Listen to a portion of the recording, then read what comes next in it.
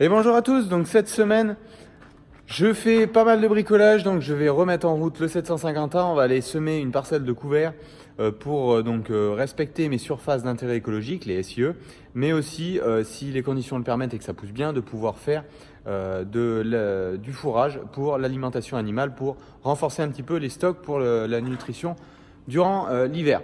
Donc voilà. Donc on va finir de préparer le semoir, faire le réglage de la dose. J'ai eu quelques bricoles à faire dessus, mais je vous expliquerai tout ça. J'ai eu aussi une bricole sur le fût, là, enfin, sur la réserve d'huile de la béquille hydraulique du dolly qui fuyait. Donc bon, j'ai fait des petites bricoles comme ça. Je vous présente tout ça dans la vidéo. Allez, à tout de suite.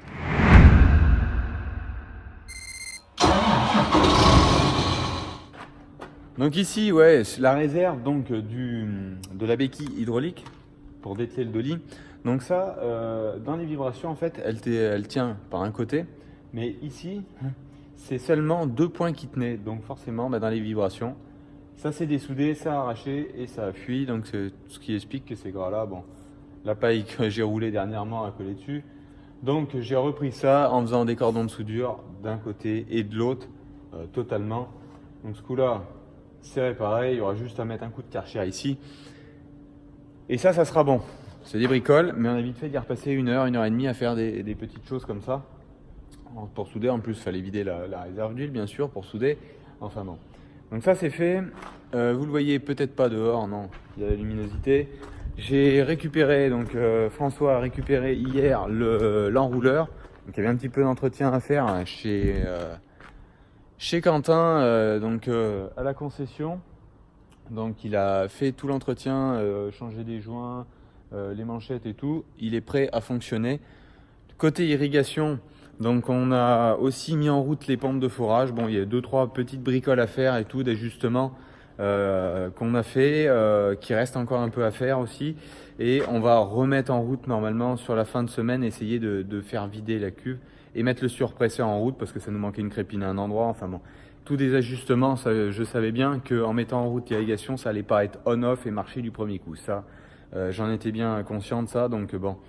On essayera de finir de mettre en route ça et la semaine prochaine, j'essayerai de vous présenter justement l'irrigation qui devrait tourner. Je l'espère, on croise les doigts.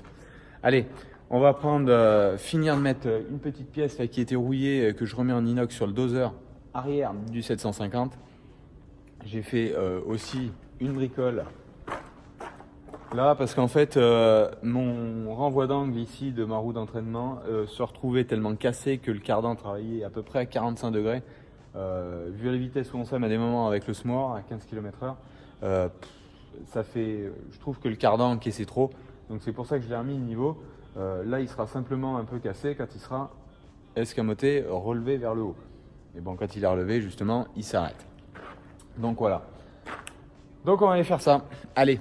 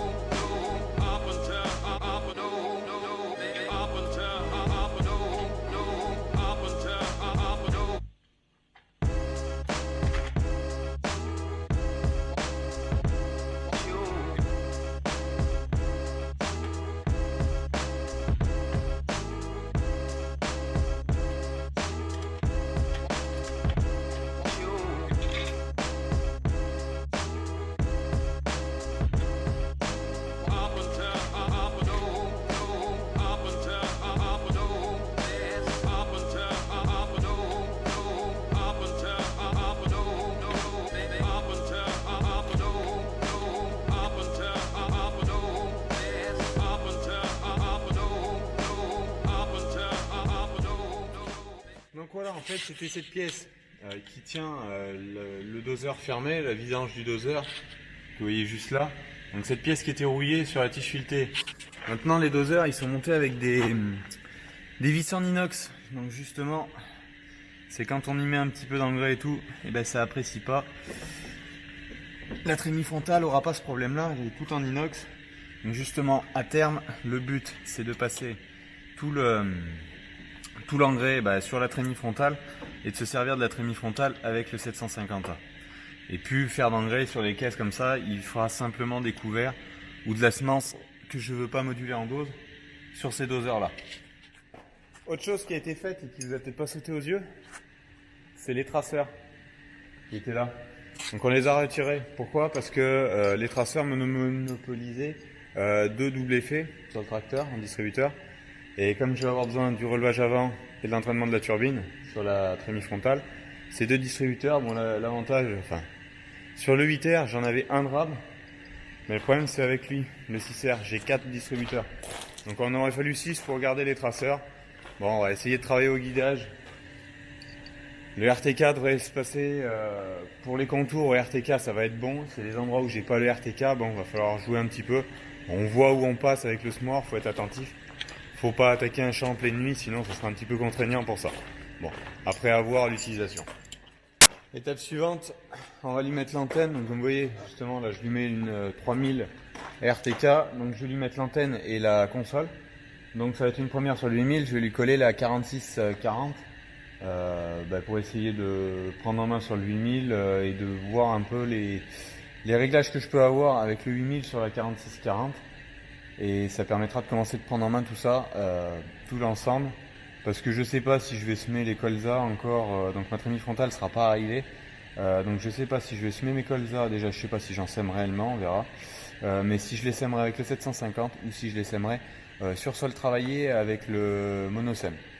Donc cette année il n'y aura pas de fertile localisé de toute façon, que ce soit au 750A ou avec le monosème. Étant donné que j'ai du fumier de poulet que je vais mettre principalement sur les colzas, chose que je faisais pas parce que je le mettais pour les betteraves, mais comme j'ai pas de betteraves l'année prochaine, je mettrai le fumier de poulet, donc ça fera une fumure de fond.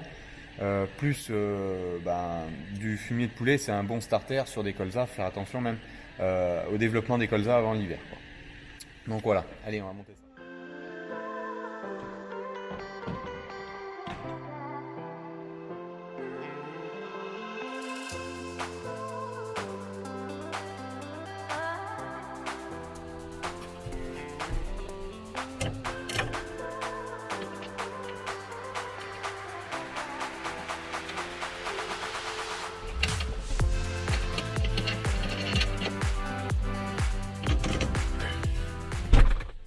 Donc on va remplir le SMOR, l'ouverture de la trémie de vérin électrique. Donc vous voyez la trémie qui s'ouvre.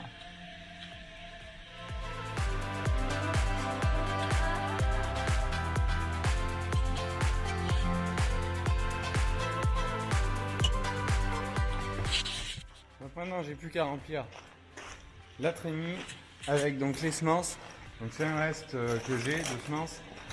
Donc j'ai du colza fourragé, du moa, un petit peu de tournesol et je vais mettre du sarrasin en plus.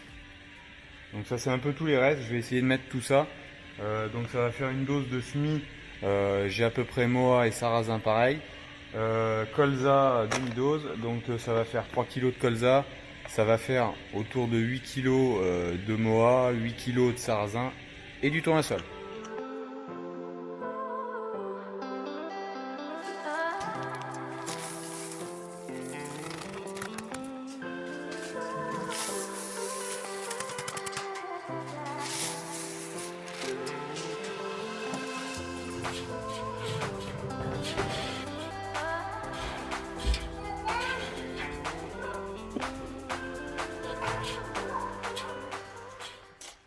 Donc j'ai réalisé le réglage de la profondeur, donc je se mets au minimum du SMOR. Donc vous voyez là en fait il y a une butée. Il suffit simplement de désarmer là et de faire lever ou baisser. Et schlac, elle est verrouillée. Donc là je vais semer au minimum, donc je vais semer à peu près à 1 cm de profondeur, tels que sont mes réglages par rapport à mon soc devant. Donc ça c'est bon. Et ensuite, donc j'ai fini de remplir la trémie avec le mélange. Donc vous voyez le mélange, je balançais un sac de chaque espèce et donc il y a 4 espèces. Une fois que j'ai mis les 4 sacs, je mélangeais, je remettais 4 sacs, je remélangeais. Donc le mélange est à peu près uniforme. Donc voilà, maintenant plus qu'à faire les réglages du GPS en cabine et climat. Donc je vais mettre aussi pour enregistrer ce que je suis en train de faire sur Climat Field Blues. Voilà. Allez, on va faire ça.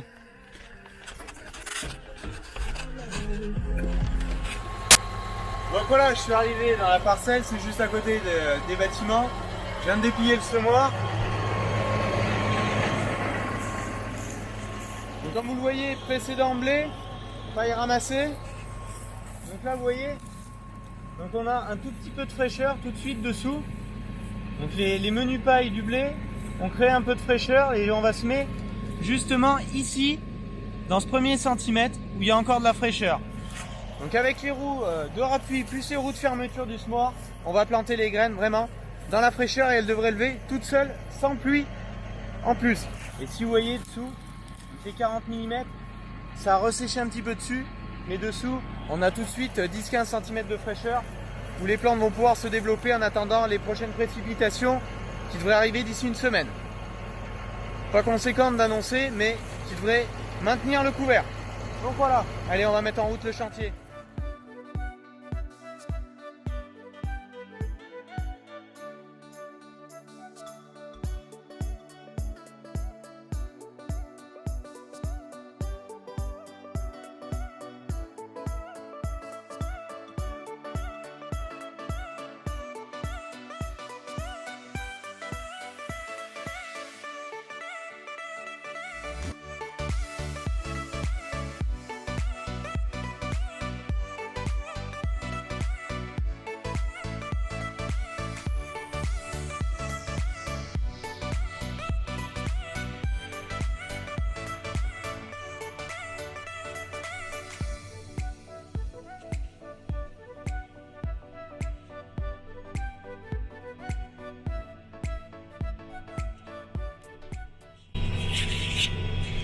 Donc voilà, ça y est, le semis est lancé, donc j'ai détouré la parcelle, donc là je suis en train de semer dans les raies.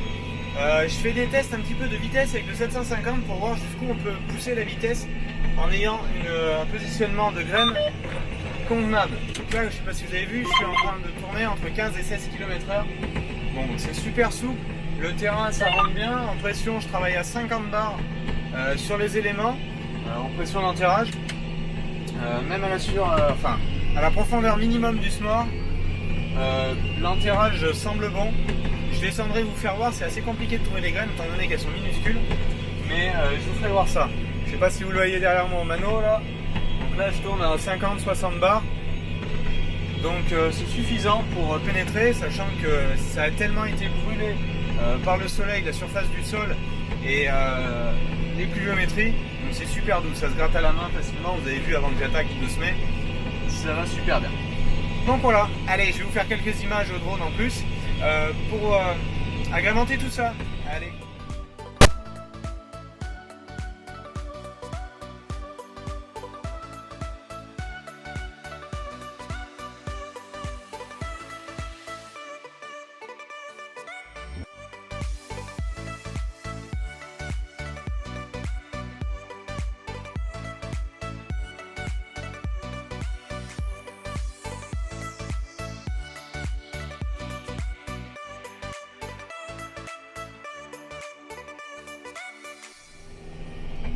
Donc vous voyez, je suis en train de semer de biais. Donc le semis est comme ça, du blé et la récolte.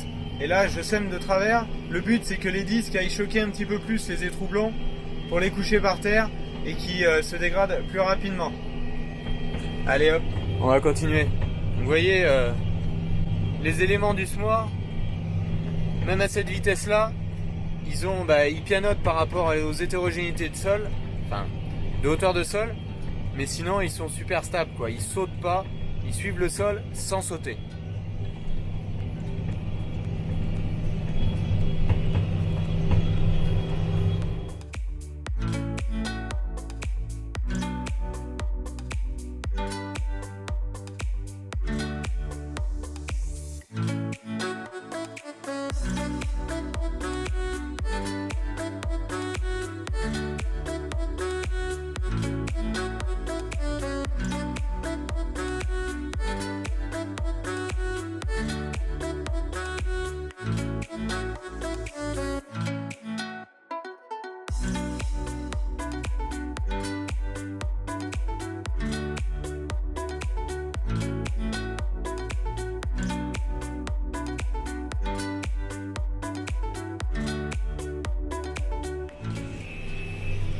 Donc là, mes boîtiers habituels donc, sont tous éteints étant donné que maintenant je vais travailler quand j'aurai la trémie frontale avec la 4600, la 4640, je viens de dire, la console, pour gérer la trémie frontale et qui fera principalement la semence dans le semoir dans le 750.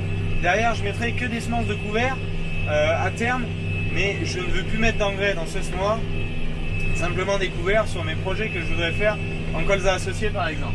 Donc ça c'est éteint. La PV, je ne m'en sers pas ici, je suis pas en train de mettre d'anti-limace, je me sers simplement que de la caméra là-haut. Bon, vous pouvez voir par rapport au débit de chantier, je suis sur une consommation instantanée autour de 4 litres. Donc, si ça monte ou ça descend, mais on est autour de 4 litres à l'hectare instantané.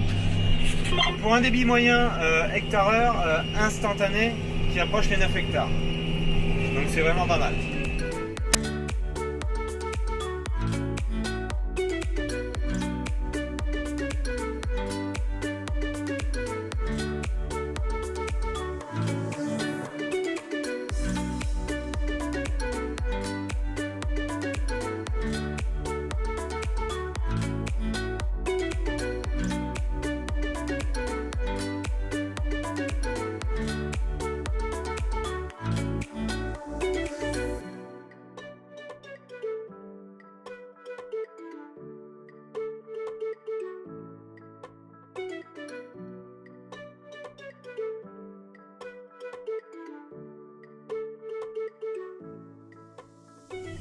Donc je suis en train de terminer le semis de couvert sur cette parcelle. Je fais que cette parcelle pour moi. Donc il faisait 12 hectares à peu près. Je sais pas si vous voyez là, je vous parlais des pluies la semaine prochaine. Je me demande même si on va pas avoir des petites précipitations qui vont tomber sous peu. On va voir, ça serait bénéfique si on prenait 3-4 mm, ça garantirait le résultat en termes de levée pour ce semis que je viens de réaliser. Allez, on va essayer de terminer.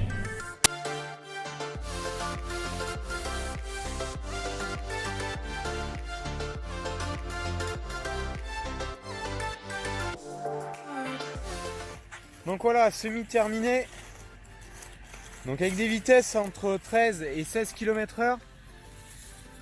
Donc je vais vous faire voir un petit peu. Hop, je vais tourner la caméra. Donc vous voyez, il y a un peu de déplacement de terre dû à la vitesse. Alors ici c'est pas problématique. Vous voyez les pluies ont fait germer donc un petit grain là qui avait de blé que la moissonneuse avait laissé. Donc vous voyez, on fait des petits sillons, pas très profonds. Mais alors c'est compliqué de trouver des graines dans ces sillons là. Hein. Surtout qu'elles sont toutes petites, voilà. Je sais pas si vous voyez là juste devant, j'ai un mois qui vient de tomber. Après bah le colza, le sarrasin. Bon, le sarrasin en plus il est relativement de la même couleur. Vous voyez, il y a de la fraîcheur dedans. Suffisamment pour faire lever, vous voyez. Là il y a encore un mois là qui traîne. Donc après c'est pas facile de trouver, en plus je sème en travers donc là voilà, j'ai gratté, j'en ai trouvé un, encore du mois. Donc le mois, étant donné qu'il y a plus de graines au mètre carré, on le trouve tout de suite plus facilement. Mais par contre le sarrasin et le tournesol c'est plus compliqué. Mais bon, vous voyez, tout est bien dans les lignes de semis et je vous ferai, bien sûr, voilà encore un mois.